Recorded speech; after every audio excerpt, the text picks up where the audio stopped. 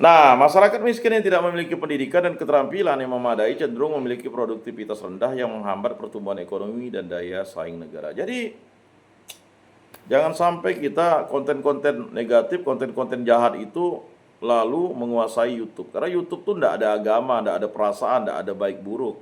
TikTok, saya hanya kalau dulu kakak tingkatnya saya minta buat akun TikTok, Facebook, snack video dan sebagainya. Tapi nanti mungkin ya seminggu ke depan saya minta kalian sudah punya ada akun TikTok, ya Facebook, ya beberapa akun itu. Ya mengapa penting? Ya sangat penting. Kalian menguasai yang namanya ya biar di dunia banyak itu banyak orang baik gitu. Percuma misalnya kita itu terang atau lampu atau dian tuh ditaruh di dalam gantang atau di bawah tempat tidur. Lampu itu harus ditaruh di kaki dian, tahu kaki dian, kaki lampu. Kalau kita punya obor tuh ada kakinya tuh, biar menyinari tuh, ya. Jelas ya? Nah, berikutnya ya, dampak dari kemiskinan adalah gangguan sosial. Kemiskinan dapat menyebabkan ketidakpuasan sosial dan konflik di masyarakat, terutama ketika masyarakat merasa diperlakukan tidak adil atau melihat ketimpangan yang mencolok. Ada gangguan sosial. Jadi kalau terjadinya gangguan sosial itu diakibatkan oleh kemiskinan. Jadi upaya mengatasi kemiskinan, nah ini tadi dampaknya, sekarang upayanya. Upayanya adalah yang pertama pendidikan dan pelatihan keterampilan. Ini mesti. Jadi kalian kalau di kampus itu jangan hanya akademik saja, tetapi harus juga memiliki skill. Contohnya kalian belajar nyupir mobil, ya. Yang tidak bisa sepeda motor bisa menggunakan sepeda motor. Jangan lalu tidak bisa sepeda motor. Latihanlah Sabtu Minggu di kampus. Ya, jatuh-jatuh biasalah ya. Saya punya tetangga atau umat di lingkungan saya tuh aneh, dia tidak bisa sepeda tapi bisa sepeda motor. Kan? Jadi itu artinya unik. Dia tidak bisa sepeda, tapi bisa sepeda motor. Biasanya kan kata orang, tapi ada juga dia bisa bersepeda tapi tidak bisa pakai motor. Nah, yang ini membalikkan keadaan. Ya. Atau ada juga misalnya ya, orang bisa mobil tak bisa menggunakan sepeda atau menggunakan motor. Ya, bisa juga. Jadi saya harapkan kalian bisa menggunakan sepeda motor. Ya, belajar.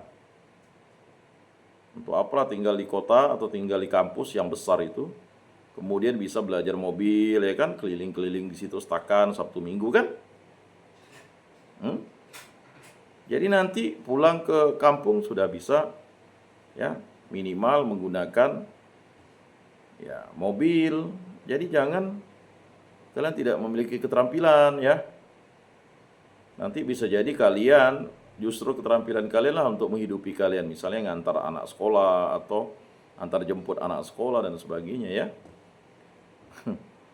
Atau misalnya nanti kalau bisa sepeda motor bisa jadi Maxim, ya kan, Grab, ya, Gojek.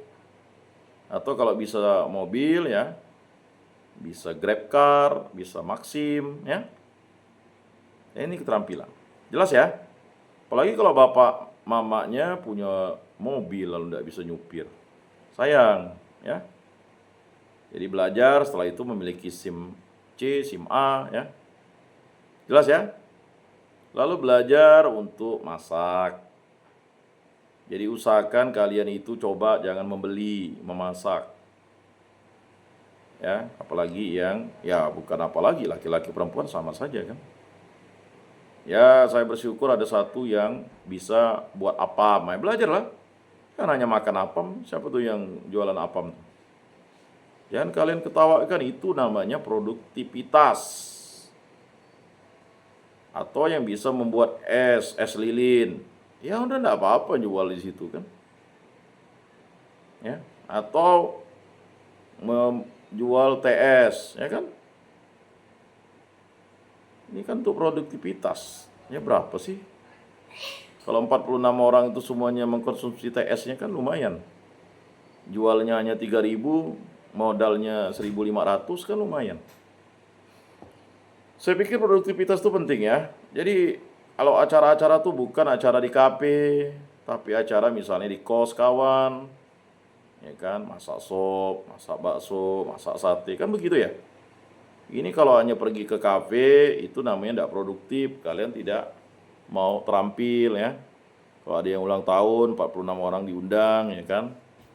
Misalnya ya membuat mie tiaw, mie rebus dan sebagainya, ya itu silakan.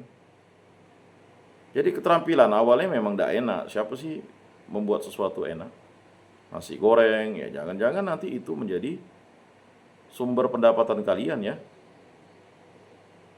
Jadi kalian punya keterampilan bermacam-macam. Atau ya misalnya nanti buka laundry, ya kan? Kan bisa jadi kalian buka laundry. Ya. Lalu punya keterampilan bisa mengetik, bisa buka rental di situ. Ya. Punya keterampilan untuk misalnya fotokopi, bisa buka fotokopi. Keterampilan jilid ya jilid, kan begitu. Berbagai macam keterampilan, nah, yang tak akan habis dimakan waktu. Bisa buat es cendol, es dawet, ya. Yang paling mudah TS kan. Nah itu produktif ya. Kalau kalian tidak produktif, ini beli ya, saya lihat di situ. Bayangkan ya, beli ya. Tidak ada yang misalnya mau ya kan membuat nasi kuning lalu dibeli kawan-kawannya. Atau misalnya produk makan siang 10.000 sudah dipaketkan ya kan, menggunakan bahan alamiah, menggunakan daun ya. Kalau kita menggunakan plastik itu memang tidak akan ini bagus ya. Ada satu daun itu bisa, nasi itu bisa bertahan 3 hari kalau dikukus pakai daun itu. Tidak basi, dia enak lagi ya. Nah ini keterampilan ini tolonglah, jangan kalian hanya konsumtif saja ya. Kalau konsumtif selesailah ya. Ya ada yang mau ternak ikan silakan ya, ternak ayam silakan ya, usaha produktif lah. Kemudian yang kedua, upaya mengatasi kemiskinan, menciptakan lapangan kerja. Nah, jadi kalau kalian dari sekarang sudah mau berjiwa entrepreneur sambil kuliah, kalian malam ini kan sebenarnya masih banyak waktu ya. Saya tidak melihat anak-anak stakan itu misalnya ya kan berani misalnya menjual air tahu, es tahu, ya kan.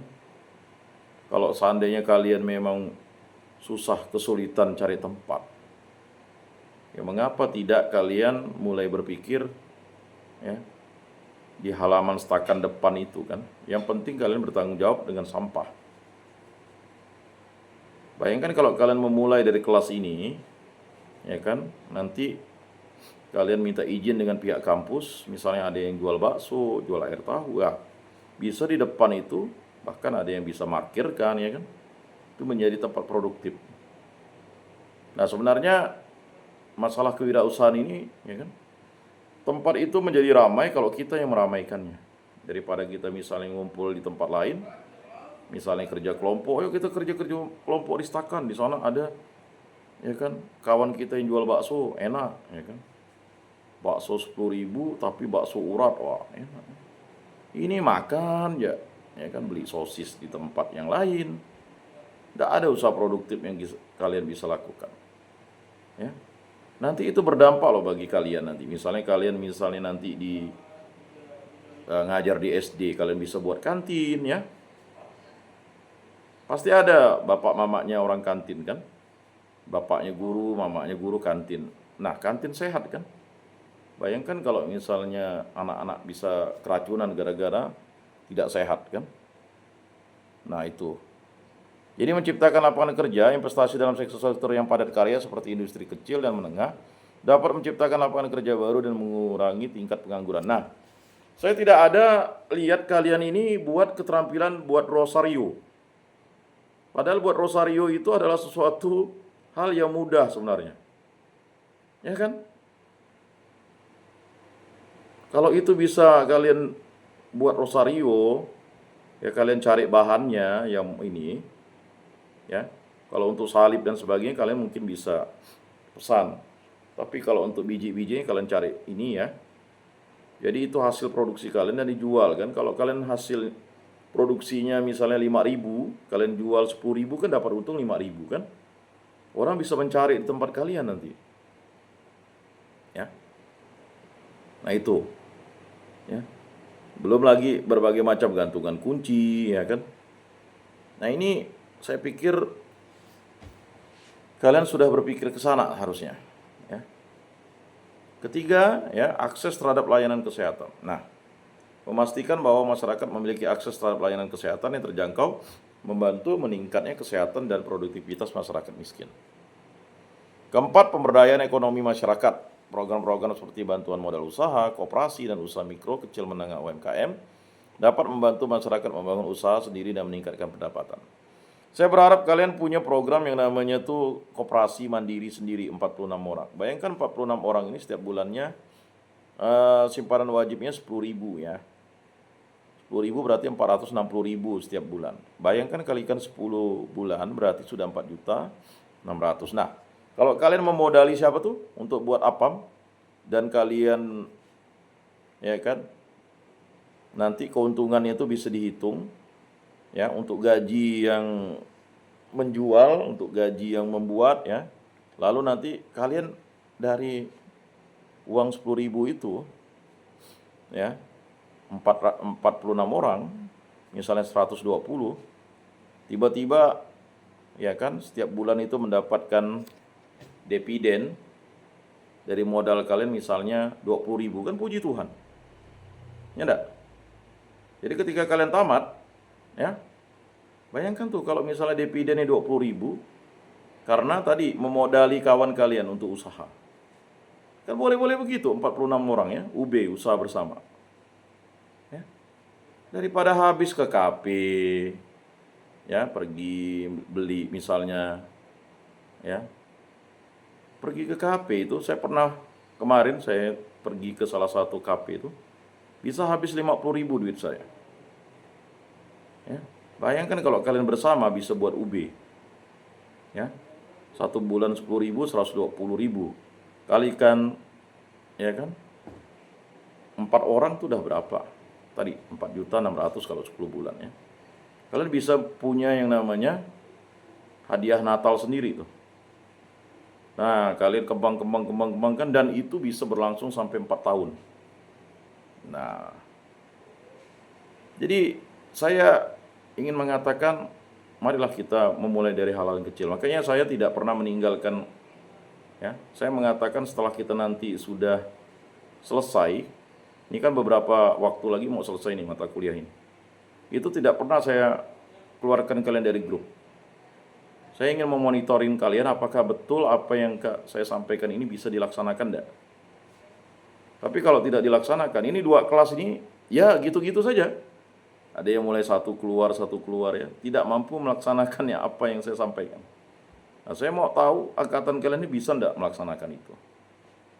Melaksanakan usaha bersama. Ya. Misalnya kalian buat baju kaos, kan enggak ada tuh baju kaos dijual umum, Stakan, negeri Pontianak. Mantap, kan? Baju hitam. Kalau kalian sablon, ukuran L, XL, kalian jual 50.000 saja, kalian dapat baju yang 25, bisa untung 2 kali lipat. Nggak perlu mahal-mahal. Ketika ada expo di Stakan, orang datang beli.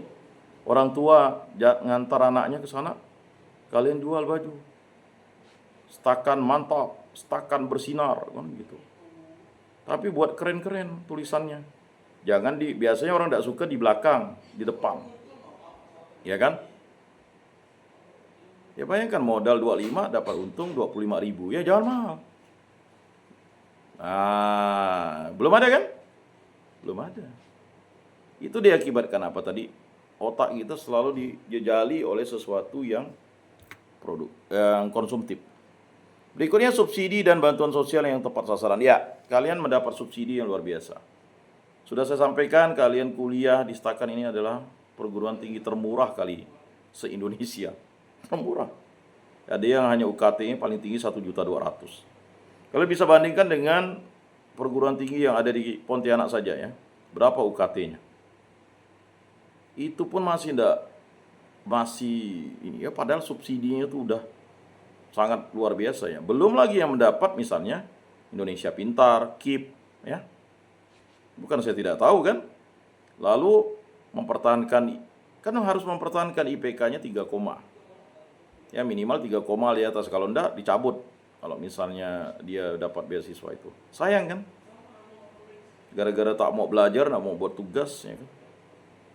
Nah, subsidi dan bantuan sosial yang tepat sasaran kalian adalah anak-anak yang dibantu oleh negara untuk ya. Anak saya saja di Petrus itu SPP-nya 800. Itu satu semester dengan kalian ya, untuk 6 bulan. Bayangkan ya.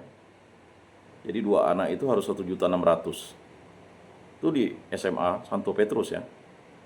Nah, itu 1 bulan. Sedangkan kalian untuk 1 semester itu 800 ya kan, UKT terendahnya. Ya. Berapa kali lipat tuh dengan SPP anak saya. Makanya kalian sudah difasilitasi. Nah, gitu juga yang disubsidi untuk tinggal di asrama. Bersihkanlah asrama itu, jangan bersampah ya kan. Softtek tinggal dibuang saja, ya ampun. Saya sudah pernah tuh, waktu lahan terbakar tuh saya lihat, ya ampun ya. Beling tinggal ya apa susahnya itu diangkut. Softteknya itu dikoyak-koyak, dibersihkan ya. Kan air lancar. Ya kan?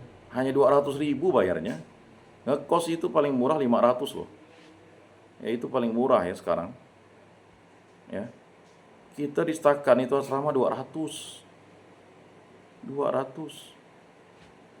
Yang ngekos itu mesti ya belum macam-macam. Ya, kalian 200, sudah hemat 300. Ya. Di sana ada kulkas, AC sampai rusak. Di kos, boro-boro AC, angin cepoi-cepoi ya susah. Ya, kalian dijaga satpam yang di asrama. Ya kan? Ini dijaga satpam pun ikut ekstrakurikuler enggak mau. Padahal bisa belajar musik. Ya. Saya udah observasi nih beberapa tahun tuh, saya lihat kan kok enggak ada aktivitas misalnya menanam cabai di depan tuh enggak ada. Semuanya masuk ke kamar ya udah. Baring-baring, guling-guling ya kan. Beres-beres aja udah. Padahal banyak aktivitas yang bisa kalian lakukan di situ. Apalagi kalau kalian buat konten ya.